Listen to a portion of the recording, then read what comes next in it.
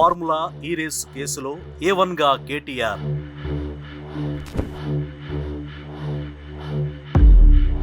Quid pro quo జరిగిందన్న ACB. ఇప్పటికీ case విచారణలోకి ED. CM Revanth ఏం చేయబోతున్నారు?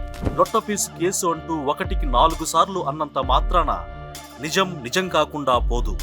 ఫార్ములా ఈ రేసుతో హైదరాబాద్ ప్రతిష్ట పెంచారని గొప్పలు చెప్పుకుంటున్నారు మాజీ మంత్రి కేటీఆర్. దానివల్ల వందల కోట్ల రూపాయల ఆదాయం కూడా వచ్చిందని ఏవేవో కథలు చెబుతున్నారు. కానీ 54,88 లక్షల రూపాయలకు పైగా నిధులు దారి మళ్లించారా లేదా?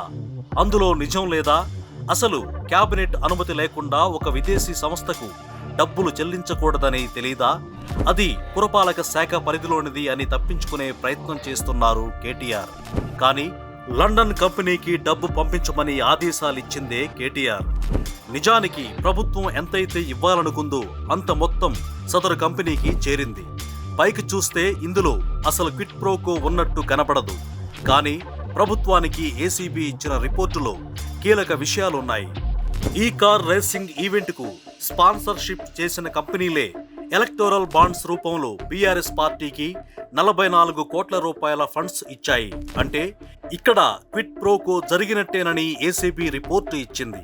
2022 ఏప్రిల్ 8 నుంచి అక్టోబర్ 10వ తేదీ వరకు హైదరాబాద్ ట్యాంక్ బండ్ పరిసరాల్లో ఫార్ములా ఈ రేస్ జరిగింది.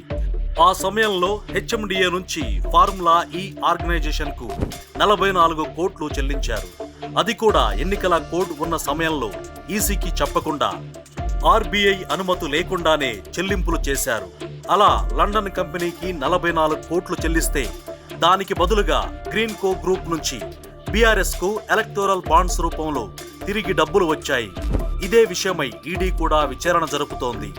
మొత్తానికి ఈ నివేదిక ప్రస్తుతం సీఎం రేవంత్ రెడ్డి టేబుల్ పైన ఉంది. అధికారంలో ఉన్నప్పుడు తనపై కక్షగట్టి జైలుకు పంపించారన్న కోపం సీఎం రేవంత్ రెడ్డిలో ఉంటే కఠినమైన నిర్ణయమే తీసుకోవచ్చు. ఏదేమైనా ఈ కేసులో క్విడ్ ప్రోకో జరిగిందా లేదా అని నిర్ధారించాల్సిందేనని డిమాండ్ చేస్తోంది భారత చైతన్య యువజన పార్టీ.